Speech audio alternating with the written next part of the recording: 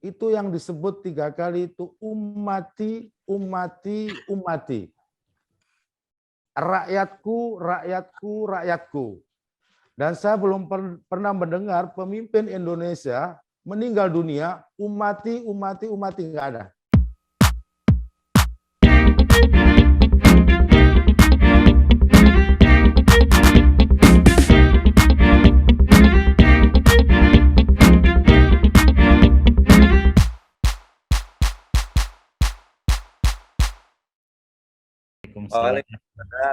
Bismillah, alhamdulillah, Allahumma salli wa sallim ala sayyidina Muhammad wa ala alihi wa ashabihi wa mawalah.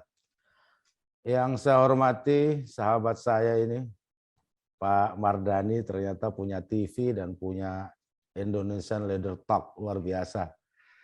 Alhamdulillah. Pas Rocky Gerung, yang katanya presiden akal sehat. Tentu tidak melalui pemilihan umum itu, Mas Rocky. Jadi nggak ada pemilihan presiden akal sehat. Sahabat moderator yang saya hormati, pertama saya ingin menyampaikan dan mengucapkan selamat Maulid Nabi kepada umat Islam, karena beliau adalah sosok teladan umat Islam, Rasulullah Muhammad SAW.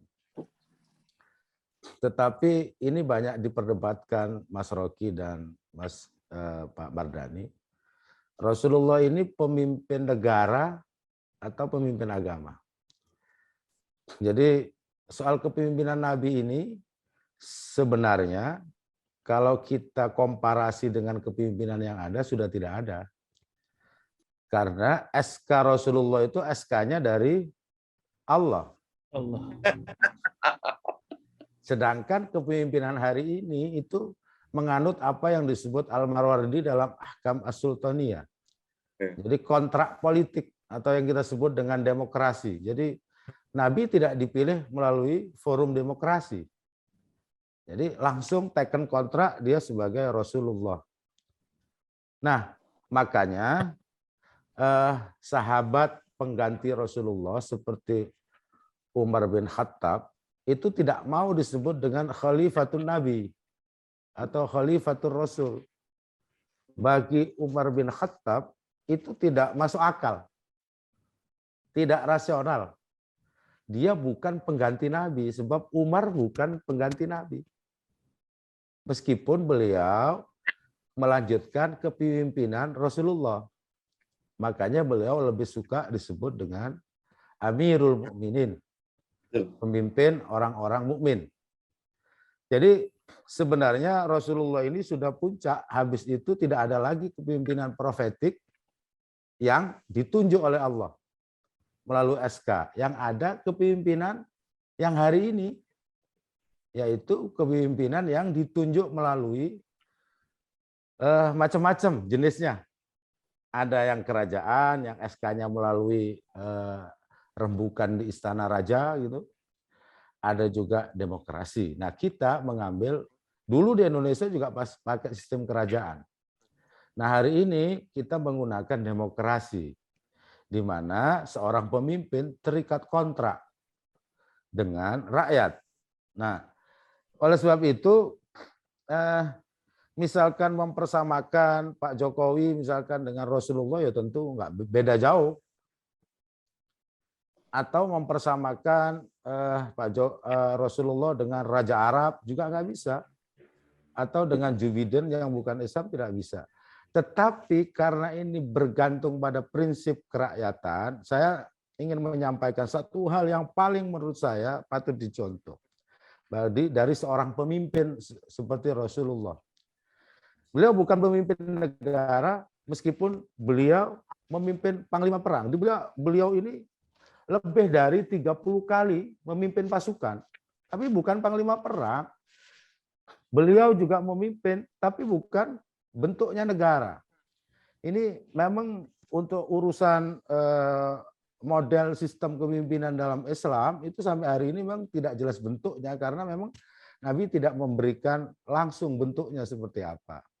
Nah, tetapi yang paling patut dicatat bagi seorang pemimpin, apakah pemimpin agama maupun pemimpin hari ini yang kita sebut sekuler ini, pemimpin dari rakyat, Rasulullah ketika meninggal dunia, itu yang disebut 3 kali itu ummati, ummati, ummati.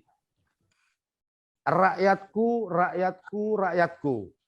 Dan saya belum pernah mendengar pemimpin Indonesia meninggal dunia, ummati, ummati, ummati, nggak ada. Sejak Bung Karno sampai hari ini, atau sejak siapapun hari ini, di batas umur beliau, di batas umur seorang pemimpin, itu kemudian yang diucapkan rakyatku, rakyatku, rakyatku. Hari ini terbalik. Hari ini terbalik.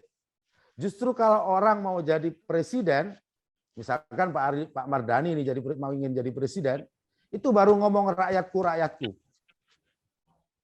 Demi rakyat, untuk rakyat itu ketika mau jadi presiden. Tapi setelah jadi presiden, nah itu soal yang lain. Nah, makanya semua nabi-nabi atau pemimpin menurut saya, apakah pemimpin spiritual atau pemimpin duniawi, itu sama patronnya. Makanya sifat semua nabi, semua pemimpin, kalau ini ada, itu pasti diterima oleh rakyat. Pertama, siddiq, punya integritas, yang disebut Pak Mardhani tadi, kejujuran. Ya, jujur itu ya, kalau sekarang lawan katanya bukan pencitraan. Jadi kalau jujur, sekarang itu artinya bukan pencitraan. Kalau dulu yang disebut jujur bukan munafik. Kalau sekarang bukan pencitraan. Yang kedua, amanah. Dia bertanggung jawab karena kepemimpinan itu titipan. Amanah itu artinya titipan.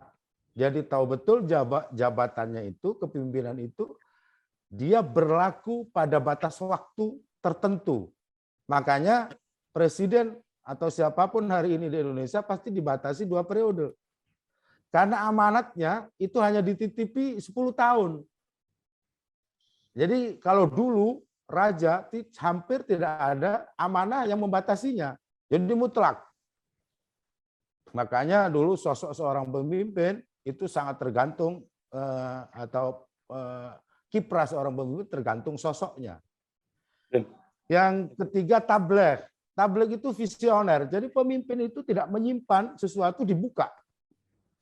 Ini mau kita, ini visi kita. Tidak ada yang ditutup-tutupi. Semua rakyat harus tahu apa yang menjadi visinya. Nah, kalau kita hari ini visi itu dituangkan dalam konstitusi.